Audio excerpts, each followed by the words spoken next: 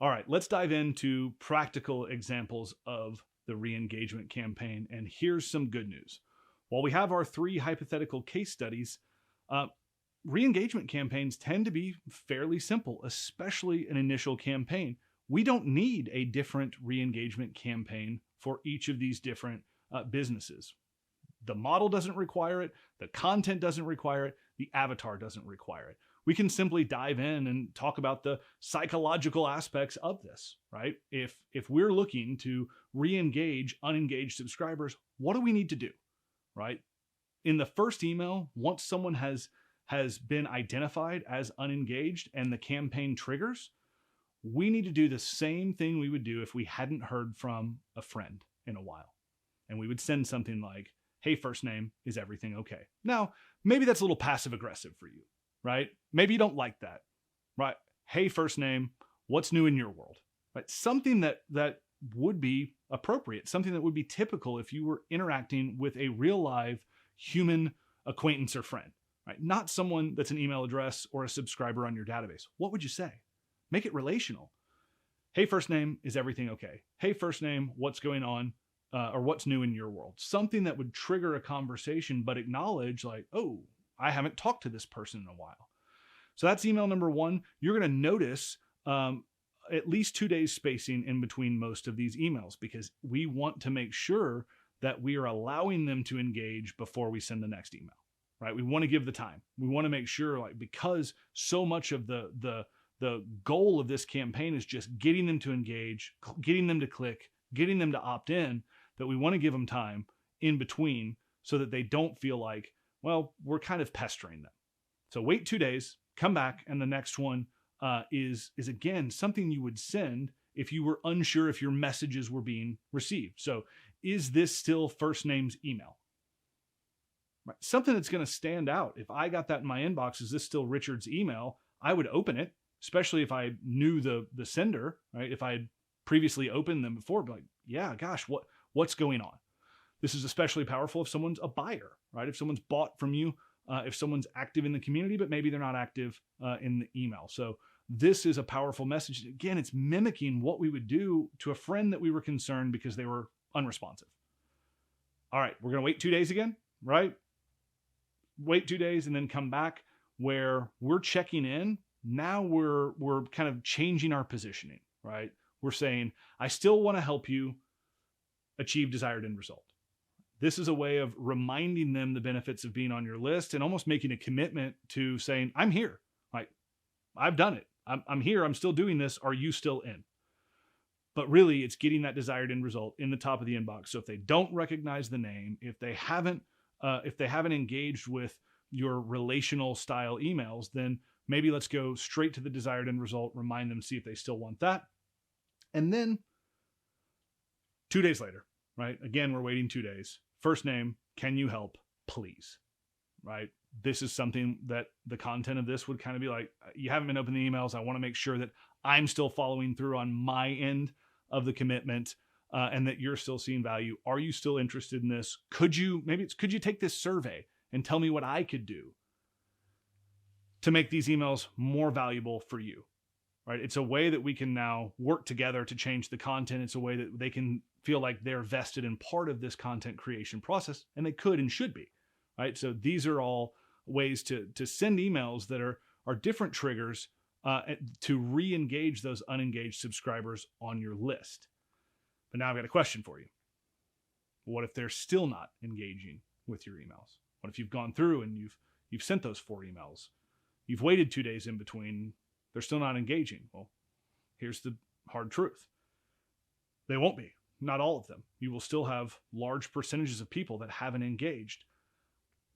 That's when I like to trigger kind of a second re-engagement campaign, right? A second re-engagement campaign. Maybe I wait 7 days, but I'm going to almost do something called campaign stacking, right? They're both still re-engagement campaigns. I'm going to send 4 emails and then I'm going to wait.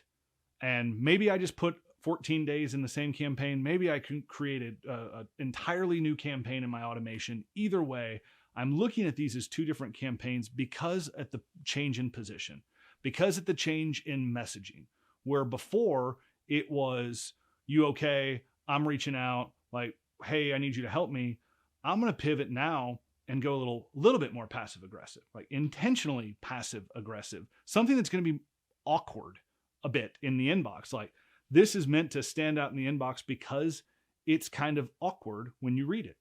So the first email I would send to people who've gone through that first re-engagement campaign but still haven't re-engaged is, was it something I said?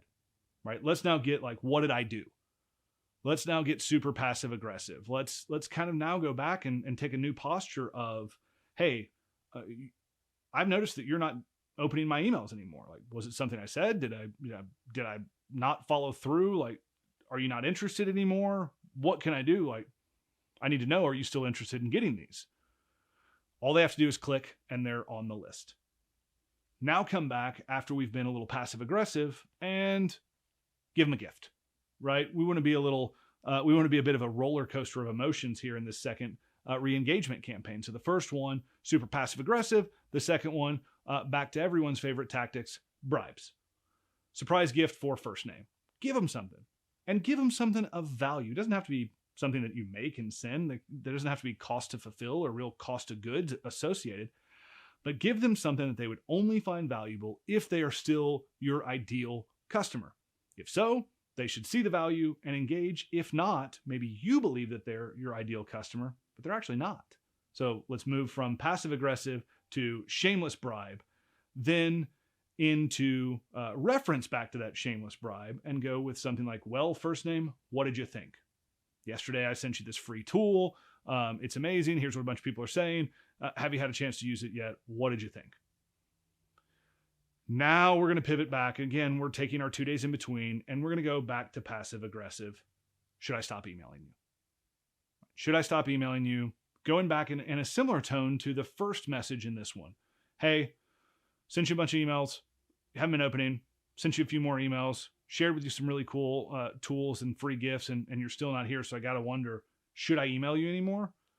It's fine if so. No hard feelings. You click here and I'll stop emailing you immediately. If you've just been on vacation, or if life happened and you still care about this thing, then just let me know and I'll continue sending you emails. Click here. And I would, in each of these, allow them, at least the passive aggressive ones, allow them to click a button to say, no, like, I don't want you to email me anymore. I want to opt out. It's both good to do and good for deliverability. Okay. The last one, super passive aggressive, is today goodbye. Is today goodbye. And just flat out put it out there. Been doing all this stuff. I can only believe that if you haven't engaged, that you're just not interested anymore, and that's okay. So if I haven't heard back from you by tomorrow, then I guess today's goodbye. Again, dialing up the passive aggressive nature, but it's also just kind of being a cool person, right? No one wants to be chasing someone who doesn't want anything to do with them, chasing that relationship. The person who's being chased doesn't like it, and it's mildly embarrassing for the person who's doing the chasing. So we've fought the good fight at this point. Right? We have fought for this relationship. We've restated our value. We've given them gifts. Like, if this were, a romantic relationship, boy, you'd given up long ago. So again, if we overlay real human interaction to our email campaigns and ask the question, would I do this face to face? Would I do this in a real live interaction with another human being? At some point, the answer is no. So what if they're still not engaging with your emails after this second campaign? It's simple. We stop emailing them. That's it. It's over. Now you've got a couple of options. You can move them to an unengaged list because you just don't have the heart to remove them from your email list. You can move them to a different email broadcasting system because you want to isolate and protect your engaged users, or you can completely remove them from your list with list hygiene. Either way, stop emailing them. All right, let's dive into the re-engagement checklist. Here's the first thing that all re-engagement campaigns should do. 1, call out inactive subscribers. Flat out, call them out. 2, restate the benefits of being an active subscriber. What is the benefit that you are offering? Make sure they understand it, and they understand how it will feel when they start to realize that benefit. 3, show your best of. right? Show them what they've missed. If the best of worked and you've had some new good stuff in the last day, week, month, year, then show them that stuff. Like, look for things that people are engaging with. What are your highest engagement rate blog posts, articles, podcast episodes, videos? What tools do you have, like templates or tools? What discount codes? Anything you have that people really, really, really love. This is your time to put it all out on the table, put your best foot forward, and see if you can get them back engaging with your brand. Bounce them around, right? At this point, we've got to realize that there's a good chance that we are going to lose them as an email subscriber. And if we only have them as an email subscriber, then we lose the ability to communicate with them. But if we can get them over and say, like, maybe email isn't your thing, right? Maybe email isn't your thing. Let's get you over to the, here's my Instagram. Here's why you want to follow us on Instagram. Here's TikTok, and here's the crazy, stupid dance I'm doing on TikTok. Follow me there. Hey, on Twitter, here's where I'm, being all profound or getting into spirited debates with other people who care about this. Like, state those purposes, get them over there. At least if they no longer receive your emails, they don't lose the ability for you to communicate with them or for them to hear from you. Open a loop, right? Again, we got to go back to what worked when we indoctrinated people, and how do we start doing that again? Open a loop in these emails that closes way faster or that closes with a click. Open a loop that they can only close with a click. Click means engaged. Start a conversation. Maybe one of your emails is simply, why aren't you opening my emails? Serious question, want to know. If you reply, I will read this. I want to make sure you're getting a ton of value. You're not opening. Why? Seems weird, but I bet it works. And finally, we want to make sure that we're offering the unsubscribe. If someone is not interested on being on our list, don't make it awkward. If you've started the re-engagement campaign, making sure that you're not only offering a path to re-engagement, a path to a renewed relationship, but you're offering a path out. You're offering the end of the relationship. All right. So these are the elements that every high converting re-engagement campaign must have. This isn't a fun campaign to talk about or to write, but it is an incredibly important one. Hopefully you understand how easy it can be to craft a re-engagement campaign to get your subscribers excited and active with your brand again.